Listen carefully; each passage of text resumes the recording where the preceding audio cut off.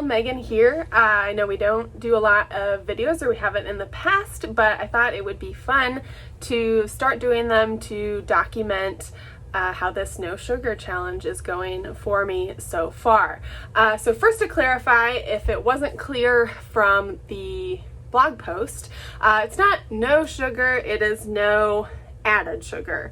And really, no added sugar is also sort of a lie, because what I'm actually doing is trying to stay below the American Heart Association's recommendation of 25 grams or less added sugar daily for women. Men get a little bit more, which is not always the case, right? But anyway, what that means is that I can have sugar from naturally occurring sources. So that includes fruits, that includes dairy, stuff like that, which is really nice because it gives me, you know, the sweetness that I'm looking for in a snack, although it is a little hard to get over those candy cravings in the afternoons right now. So I'm on day 4, hasn't been too long, but what I've learned so far is that most, if not all, of my sugar intake at the moment comes from breakfast that I'm eating.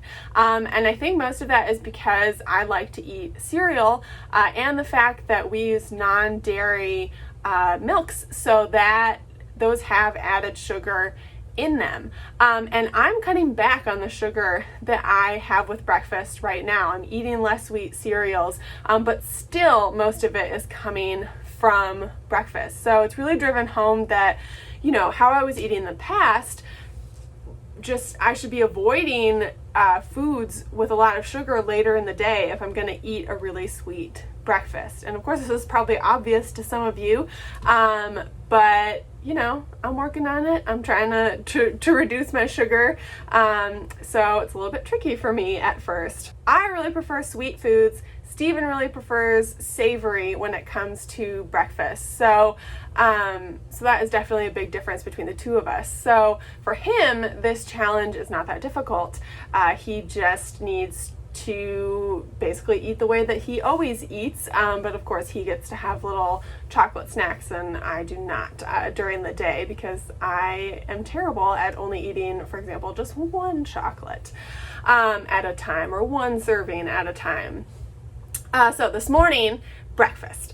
I decided, well, I've been pretty good lately at the sugar totals at the end of the day, the added sugar totals at the end of the day, coming in, you know, at like 16 or 17 grams. So I thought, well, I'll treat myself a little bit, and I will mix 1 serving of Honey Nut Cheerios in with my regular Cheerios. One thing I want to point out is that I've been really careful to read labels, because in the Honey Nut Cheerios, 1 serving, which is not that much, is 3/4 of a cup. So once you get that into a bowl, you realize that is not that much.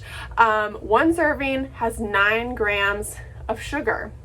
And they don't list that as added sugar, but if you read the label, it's got honey in it. So this is one of these sneaky things like honey, things like brown rice syrup, fruit juices. They don't have to list those as added sugar in the nutritional information, but your body processes it the same way. So it absolutely is. So that's one thing I've had to be really cautious about the past few days, that I don't kind of inadvertently continue to eat a bunch of added sugar just from things that aren't really called sugar.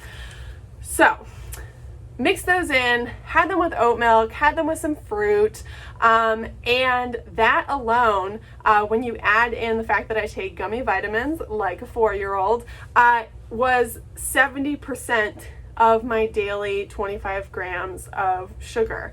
And then when I got to work, I had a cup of coffee with 1 serving of coffee creamer, so another 5 grams, and that makes up 90% in 1 meal plus 1 cup of coffee of my daily sugar intake as recommended by the American Heart Association.